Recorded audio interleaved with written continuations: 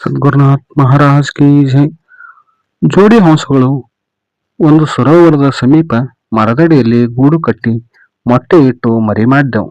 ಮರಿಗಳನ್ನು ಜೋಪಾನ ಮಾಡುತ್ತಾ ಕಾಲ ಕಳೆಯುತ್ತಿರುವಾಗ ಆ ಸರೋವರಕ್ಕೆ ಮದವೇರಿದ ಆನೆಯು ನೀರು ಕುಡಿದು ಹೋಗುತ್ತಿರುವಾಗ ಮರವನ್ನು ನೋಡಿ ಗಿಳಿ ಹಿಡಿದುತ್ತಾ ಆ ಮರವನ್ನು ಕಿತ್ತಿ ಎಸೆಯಿತು. ಆ ಮರದ ಗೂಡಿನಲ್ಲಿದ್ದ ಮರಿಹಂಸಗಳು ಆ ಕ್ಷಣದಲ್ಲಿ ಸತ್ತು ಹೋದವು. ಆಹಾರ ಹುಡುಕುತ್ತಾ ಹೊರಗೆ ಹೋಗಿದ್ದ ತಂದೆ ತಾಯಿ ಹಂಸಗಳು ಬಂದು ನೋಡುವುದರಲ್ಲಿ ತಮ್ಮ ಮರಿಗಳು ಸತ್ತಿದ್ದವು. ಇದಕ್ಕೆ ಕಾರಣ ಆನೆ ಎಂದು ತಿಳಿಯಿತು. ಹೆಣ್ಣು ಹಂಸವು ತನ್ನ ಮರಿಗಳನ್ನು ನೆನೆದು ಕಣ್ಣೀರು ಹಾಕುತ್ತಿತ್ತು. ಗಂಡು ಹಂಸವು ಅದಕ್ಕೆ ಸಮಾಧಾನ ಮಾಡುತ್ತಾ ಇದಕ್ಕೆ ನಾವು ಪ್ರತೀಕಾರ ತೀರಿಸೋಣ ಎಂದಿತು. ನಾವು ಬಲಿಷ್ಠ ಆನೆಯನ್ನು ಹೇಗೆ ಕೊಲ್ಲಲು ಸಾಧ್ಯ ಎಂದಿತು.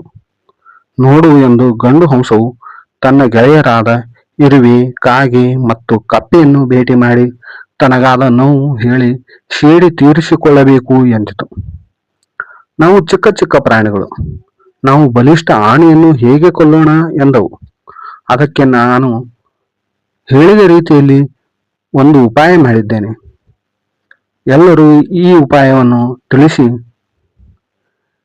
ಅವು ನಿರ್ದಿಷ್ಟ ಜಾಗದಲ್ಲಿ ಇರಲು ಹೇಳಿತು. ಆನೆಯು ಮರುದಿನ ಆ ಸರೋವರಕ್ಕೆ ಬಂದು ನೀರು ಕುಡಿದು ಗುಡ್ಡದ ಕಡೆಗೆ ಹೊರಟೆವು. ಇದನ್ನು ಗಮನಿಸಿದ ಹಂಸವು ತನ್ನ ಹೆಂಡತಿಗೆ ಹೇಳಿತು. ತನ್ನ ಗೆಳೆಯರಾದ ಕಾಗೆಗೆ ಈ ವಿಷಯ ತಿಳಿಸು ಎಂದಿತು. ಅದು ಕಾಗೆಗೆ ಹೇಳಿತು. ಆ ಕಾಗೆಯು ಆನೆಯ ಬರುವ ದಾರಿಯಲ್ಲಿ ಅಡ್ಡ ಬಂದು ಅದರ ಕಣ್ಣನ್ನು ಜೋರಾಗಿ ಕುಕ್ಕಿತು. ಆನೆಯು ಏನಾಗುತ್ತದೆ ಎಂದು ಗಮನಿಸುವುದರೊಳಗೆ ಅದರ ಇನ್ನೊಂದು ಕಣ್ಣನ್ನು ಕುಕ್ಕಿತು. ಆನೆಯು ಕಣ್ಣು ಸಂಪೂರ್ಣ ಕಾಣಿಸದಾಯಿತು. ಆನೆಯು ನೋವಿನಿಂದ ಆ ಕಡೆ ಈ ಕಡೆ ತಿರುಗುತ್ತಿರುವಾಗ ಆ ಹೆಣ್ಣು ಹಂಸವು ಇರುವೆ ದಂಪತಿಗಳನ್ನು ಹೊತ್ತುಕೊಂಡು ತಂದು ಆನೆಯ ಮೇಲೆ ಬಿಟ್ಟಿತು. ಆ ಇರುವೆಯು ಆನೆಯ ಕಣ್ಣಿನಲ್ಲಿ ನೂರಾರು ಮೊಟ್ಟೆಗಳನ್ನು ಇಟ್ಟಿತು. ಬೆಳಗಾಗುವುದರೊಳಗ ಮೊಟ್ಟೆಗಳಿಂದ ಇರುವೆಗಳು ಹೊರಬಂದು ಆನೆಯ ಕಣ್ಣನ್ನು ಕಡಿಯುತ್ತಿದ್ದವು.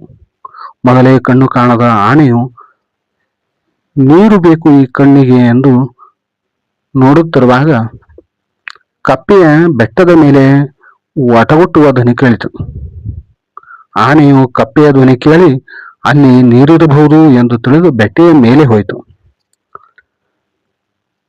ಇದನ್ನು ಗಮನಿಸಿದ ಕಪ್ಪೆಯು ಆನೆ ಮೇಲೆ ಬಂದಿದ್ದು ಗಮನಿಸಿದ ಕಪ್ಪೆಯು ಬೆಟ್ಟದ ಸ್ವಲ್ಪ ಕೆಳಗೆ ಜಿಗಿದು ಮತ್ತೆ ಒಟ್ಟಗುಟ್ಟಿತು.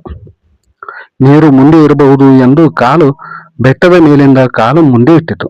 ಮರುಕ್ಷಣದಲ್ಲಿ ಆನೆಯು ಬೆಟ್ಟದ ಮೇಲಿಂದ ಕೆಳಗೆ ಬಿದ್ದು ಸತ್ತು ಹೋಯಿತು. ಈ ರೀತಿಯಾಗಿ ಹಂಸ ಪಕ್ಷಿಗಳು ಸೇಡು ತೀರಿಸಿಕೊಂಡವು. ನೀತಿ: ಚಿಕ್ಕ ಚಿಕ್ಕ ಪ್ರಾಣಿಗಳು ಒಟ್ಟಾಗಿ ಆನೆಯಂತಹ ಬಲಿಷ್ಠ ಪ್ರಾಣಿಯನ್ನೇ ಬಲಿಪಡಿದವು. ನಾವು ಒಕ್ಕಟ್ಟಾಗಿದ್ದರೆ ಎಂತಹ ಬಲಿಷ್ಠ ವ್ಯಕ್ತಿಯನ್ನಾದರೂ ನಾವು ಪ್ರತೀಕಾರ ತೀರಿಸಬಹುದು. ಒಕ್ಕಟ್ಟೆ ನಮ್ಮ ಮಂತ್ರವಾಗಿರಲಿ. ಸದ್ಗುರುನಾಥ್ ಮಹಾರಾಜ್ ಕಿ ಜೈ.